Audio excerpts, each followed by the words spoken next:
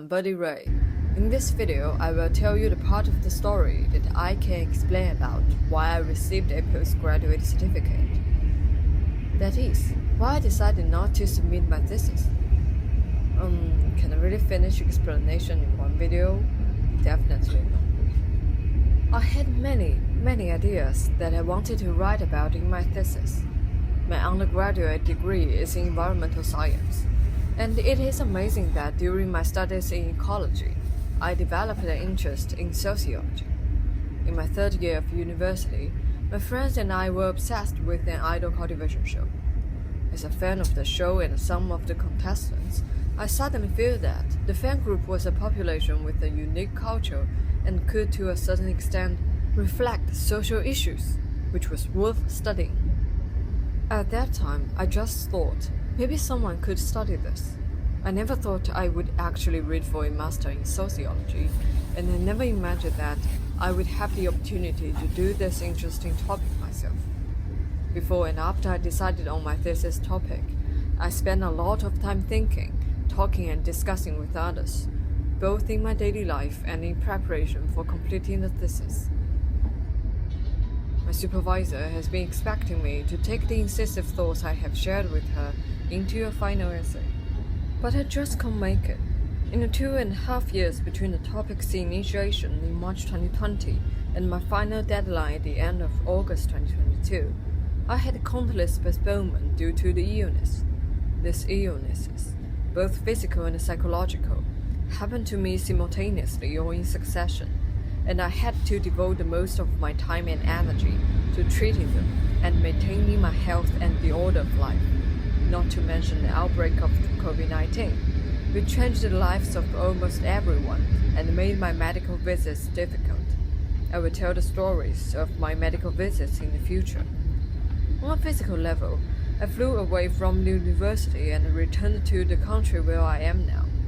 On the spiritual side, school life became alien to me. But that's not why I couldn't do it. I couldn't do it because I really didn't have the strength to do it. Back in January 2020, it was then I felt I finally knew something about writing academic papers. After a semester of professional study in sociology, when I was excited to write my first paper on climate human rights, an issue that I have always been interested in, I burned out. No matter what I did, where I was, the theories, logic, and frameworks related to that paper constantly filled my head. I was suffocating, unable to read a single word of the reference paper on the laptop screen, and tears fell uncontrollably. I stumbled away from my chair, turned off all the lights in the room, and curled up under the desk, hugging myself. The issue of climate human rights is so worth paying attention to that I do not regret investing possibly too much energy in it. Therefore, I believe it is worthy to share specific content with you in the next video. This burnout let me realize that my mental problems had finally gotten out of control. When I look back at what I have posted on social media, I suspect that I may have experienced occasional symptoms of depression as early as 2013. My sleep disorder started in 2014 or 2015, the last year of high school. Another point that stood out to me was in May 2017, when I began to suffer from a continuous and persistent depression as I kept seeing bad news that subverted my formal perceptions of society and justice. The bubble of my past dreams shattered one after another, and I began extremely lost about the future. Only I was not much of a crier at that time, and it didn't take me long to laugh. I thought it was a quick stabilization of my mood, until I came across the term Smilling Depression. Once I was feeling better, I contacted the staff and the life advisor to make an appointment for me to see the university's counselor. The test results indicated that I was clearly suffering from anxiety and depression. Previously, I have always outlined this experience as more of a purely inspirational story. When I tried to look back at that very January 3 years ago, in preparation for this video, I was overwhelmed by the effort I had put in and the hardships I had encountered in the past. It was so painful and heartbreaking that I closed my computer several times. At the same time, the recent infection of COVID-19 weakened my immune system. The hives came back to me after a long absence. The inevitable emotional fluctuation of looking back worsened my condition. Once again, I dropped everything and waited for the symptoms to fade, as I did in January 2020 and for many months afterwards. Only mentally, I grew stronger and more determinedly fearless.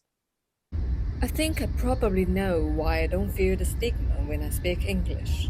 Perhaps it's because I haven't really made English my language yet, so there's a distinct sense of detachment when I use it. This explains the confusion I felt when I was recording this video. That is, why my pain and struggle seemed less palpable when I listened to myself. Because I am aware that, when I write and speak in Chinese, I more or less undergo re-experiences, including my compassion for myself in pain. I really did see English language as my temporary refuge, but now I think it may have been because I wasn't close to it enough. I will consider alternating between English and Chinese on this channel in the future.